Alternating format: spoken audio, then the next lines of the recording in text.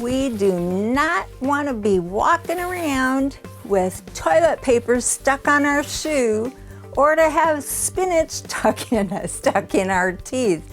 We want somebody to tell us. Feedback is a gift, and that's what we're going to be talking about today.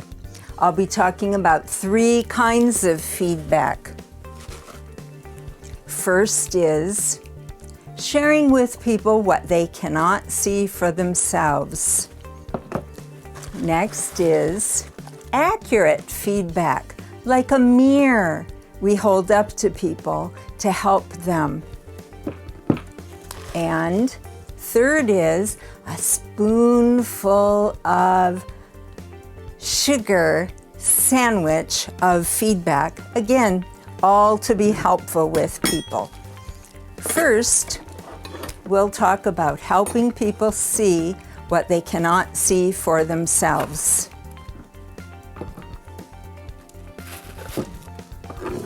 Now, you've all heard this story before, but listen to it now, thinking of the opportunities for feedback.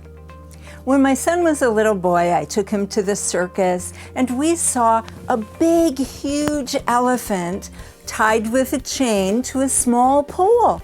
Huge elephant. How could that small chain hold it? That's what my son asked me. And I said, well, they started with a baby elephant who, when they used that chain and the pole to tie the baby elephant up, the elephant would pull and it would see it couldn't break away. As it got a little bigger, it kept trying to pull away, and it never worked, so that by the time the elephant got really big, the elephant was pretty much stuck because he quit trying. Have you ever stopped trying? Have you ever gotten stuck in your life? What does that have to do with feedback? Just like my son noticed that the elephant was stuck, wouldn't it be great if you were stuck, if someone would point out to you or ask you, hey, do you realize that there's just a small chain attached to a pole and that you really can break out of that situation that you're in? And hey, here are some ideas that might help you break free. Wouldn't that be a real gift of feedback? Now, before you give feedback, especially if it's personal like that, you'd want to ask, may I share a thought with you? And then once they say yes, then I'll be sharing with you later on in this talk how to deliver your message in a loving way with empathy so that the person can actually hear it. Here's the problem with feedback. Often it's delivered like a criticism. People are afraid of being criticized. People are afraid of being judged because most of us got big heaping spoonfuls of that when we were kids in one way or another. And we set up resistance against it. We can't even hear feedback, no matter how well-meaning it is, when it's delivered badly. So we've talked about helping people see what they can't see for themselves. Now we'll talk about holding up a mirror so that people can see. Here's, I think, one of the best examples of that. Sometimes the person asking for feedback isn't asking very accurately. And the example goes something like this. A woman will say, does this outfit make my bootay look big? Well, that's not really an accurate question, is it? J-Lo has taught us that being big back there is not such a bad thing after all. So the question actually isn't asking about how big you look. It's about how good you look. Now, I would not recommend what I'm going to share next for the men in a woman's life to share with their lady. In fact, women shouldn't ask that feedback from the men in their life. They should ask their girlfriends. And then if a girlfriend sees this kind of a backside going on, she can share, well, you know what has worked for me is Spanx. Because what you want is a nice, smooth line back there. It's not so much about size, it's about a nice, smooth line. So sometimes people asking for feedback are asking the wrong question. And when that happens to you, change the question. Do you really want to know about bigger or about how it looks? Help make the question better. Now, when it comes to focus groups, and we're all aware of how businesses and politicians use focus groups, they can never give wrong feedback because they're just sharing their opinion, their 2 cents worth. And a person's opinion is always accurate for them. It's the truth for them. However, there is such a thing as bad or wrong feedback. For example, recently I gave a talk on the subject of how to look great on film. And one of the women in the audience told me, she says, "Oh, Barbara, you should use yourself as an example. You should go, use all my suggestions and you can look as great as me." Well, I asked her if I could give her some feedback on her feedback.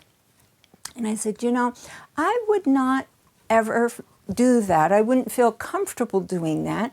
I think it would come across to my audience as if I'm arrogant, as if I think I'm better than people in the audience or somehow above them. And what I always want to do with other people is to connect, to communicate with them. We're in the same boat. I'm struggling with all of the things that I teach also. And so I softly suggested to her that feedback that she gave me was not something that I would use. So expert feedback can be delivered as, "You should do this." How does someone know if they're an expert or not? Well, let me give you an example. I was working recently with Roger Haynes, filming him about his incredible project, Haynes Solar Cookers, which is .com, by the way, if you want to check it out, if that title gets you curious. He had been in Toastmasters for over 20 years, so I figured when it came to filming him, piece of cake. I didn't have to give him the tips that I usually do. I started filming, and I stopped pretty quickly because what he didn't realize, and what I didn't know he didn't know, was that it's different to be on film than what it is when you're one-on-one or even with a group. When you're in person, it's different than when you're on film. He was really surprised when he looked at the footage that we took and saw the difference between before I gave him some feedback and after I did.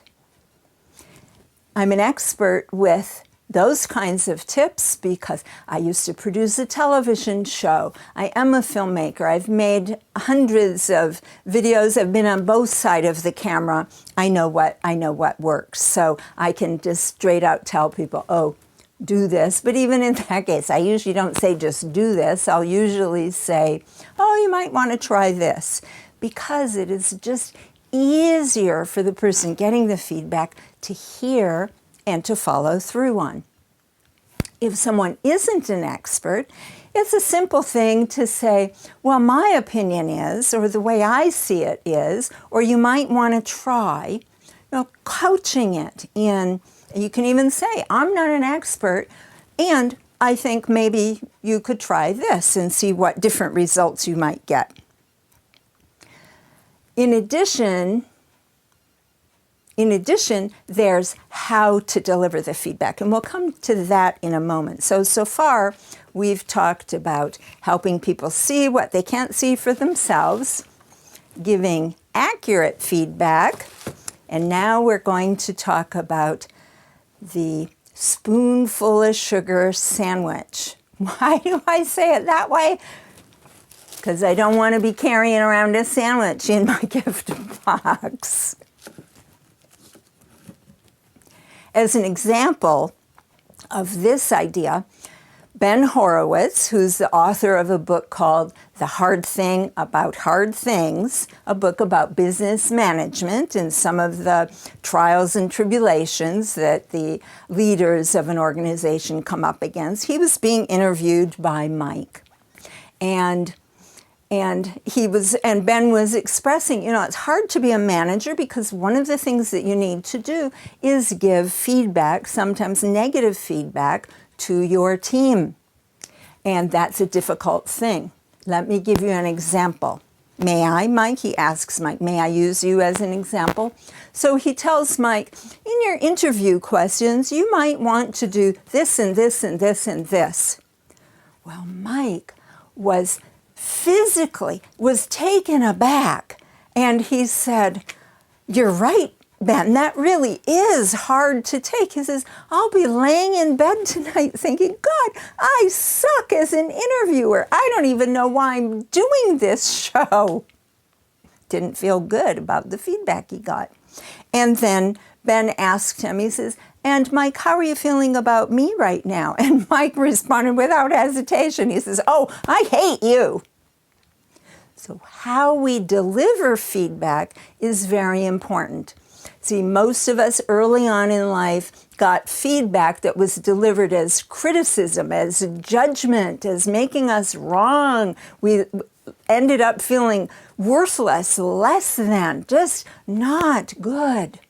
So to deliver the spoonful of sugar, like Mary Poppins said, that helps the feedback go down, we use the sandwich, which goes something like this. First, you give praise. To use the example of Ben, who was being interviewed by Mike, Ben could have said, Mike, thank you so much for having me on your show. I've been a fan of yours for so long. You've had so many great interviews. I wonder, may I share a couple of ideas with you about your interviewing? Mike says yes. Ben says, oh, well, you might want to do this and this and this and this. And before Mike says anything else, Ben continues to say, and you're so awesome. And again, I really appreciate you having me on today. I've always been an admirer of your work. That's the sandwich. First praise, then the feedback, then another piece of praise in that feedback sandwich. The spoonful of sugar that helps the feedback go down. So I've shared 3 ideas with you today about feedback. And let me now test the props and see how they work for you. First, you help people see what they cannot see for themselves. You hold up an accurate mirror to help people see what's going on. And you deliver your message with a spoonful of sugar sandwich so that it's easy for them to hear and accept the feedback and actually use it. And when you use these 3 ideas, I guarantee you will, with your feedback, you will be sharing an important gift with other people to help them improve, grow, and develop. They'll always welcome feedback from you if you use those 3 tips. And one more thought, if you ever see anybody with toilet paper trailing behind them, they want your feedback. You don't have to bother asking them. Until next time, this is Barbara Lorraine wishing you all the very best.